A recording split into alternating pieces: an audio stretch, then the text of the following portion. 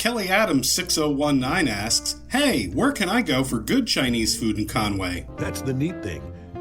You don't. Let's do this shit.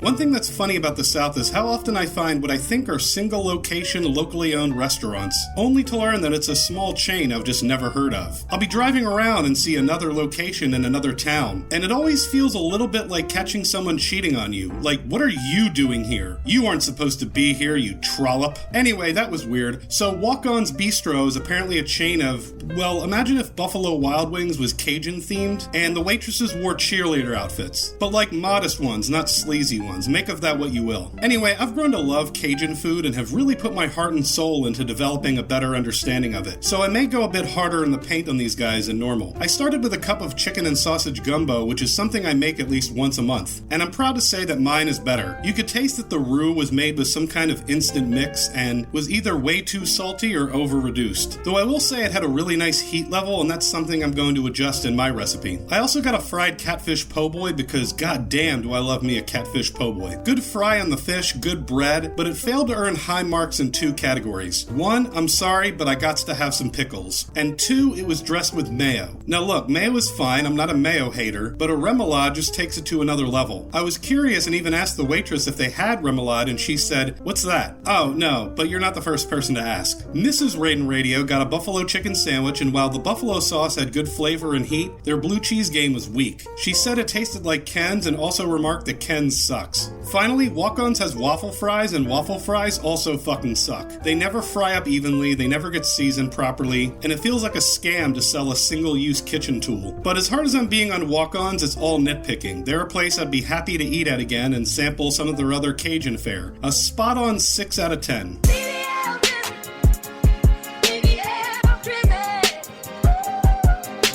Don Pepe's apparently just opened another location here, though their menu design hasn't been updated since 1987. Burritos, salad, nachos, burrito bowl, tacos. Yup, that's technically a menu. So they're going for a Chipotle vibe. Now, I maintain that tacos and burritos are mostly garbage, so I went with a burrito bowl. And my opinion of it comes down to a simple equation. Is being slightly better than Chipotle worth getting considerably less food? Don Pepe's was pretty tasty. In fact, I'd say it could even be marginally better than Chipotle. But the portion was also roughly half the size. Now look, I'm not some fat fuck that needs gargantuan quantities to be satisfied, it's more about the principle. At Don Pepe's you get a tiny amount of rice, so the ratios of every bite are all fucked up. Not sure why of all things you'd be stingy with rice, but the end result is that it's a burrito bowl that you're still hungry at the end of, even if it was for lunch. On the other hand, they do give you chips and salsa for free, which doesn't interest me, but your mileage may vary. I think if you asked me which one I'd rather have, I'd probably pick Chipotle, so I'm giving Don Pepe's a 5 out of 10.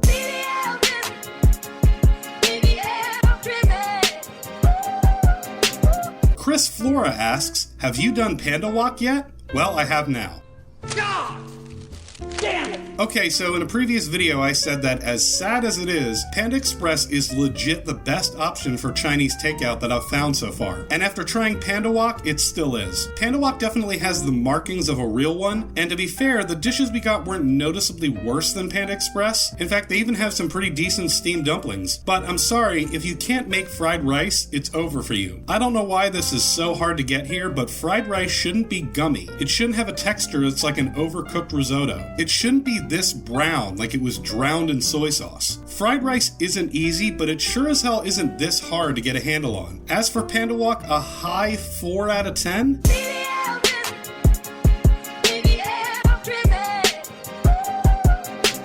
What? Starbucks? This barely counts as a review. Well, it's not a review, it's more of a primer, because Starbucks is simply unreviewable. It's impossible, and here's why. Are they good? No. Are they bad? Also no. Will you stop at one? More than likely, yes. They're everywhere, and if you are in the vicinity of one and even remotely feel like coffee, you will stop there. And you will leave there feeling absolutely nothing about it, because they are effectively a carbon-neutral establishment. Not negative, not positive. The perfect example of a 5 out of 10. Okay, now we can move on.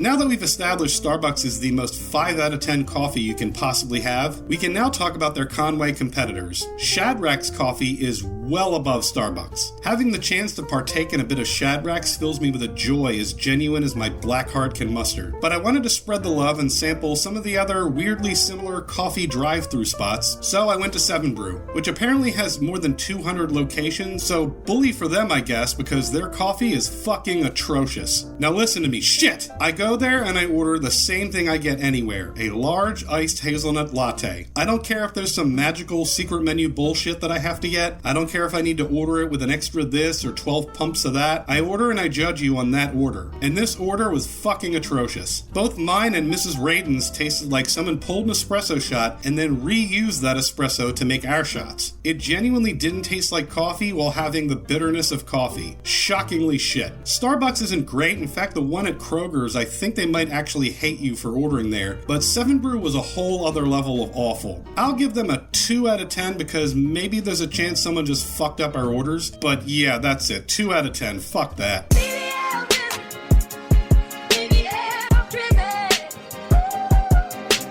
Ah, fuck, I think I'm really starting to understand this whole fish fry thing, and I guess you could say I'm hooked. Shut the fuck up! Anyway, I heard tales Shut the fuck up, okay? Shut the fuck up!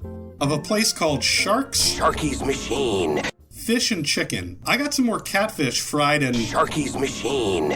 along with some fried chicken wings, and let me be perfectly transparent here. I was working from home and it was payday, so I treated myself to an ordering app delivery for lunch. And Sharkys Machine. Your shit is all fucked. I ordered the fried catfish meal and it asked me for a side. I chose french fries. Then I ordered the wing meal and it asked me for a side. I chose french fries. Then the food showed up and there were 4 orders of fries and I saw it charged me for 2 extra sides. Also, I don't even know if they have dipping sauces, but they're not on the app. So I was given an assortment of condiment packets like mayo and barbecue sauce. But how is Sharkys? Sharkys Machine. Well, not great. The catfish wasn't nearly as well seasoned as the others I've tried, and also the oil in Sharkys Machine definitely hadn't been changed in a while, which meant our food had a bitter taste, and for good measure, we had a wicked case of the mud butts. Can't say it's something I want to experience again, so Sharkys Machine is gonna have to hold a proper 3 out of 10.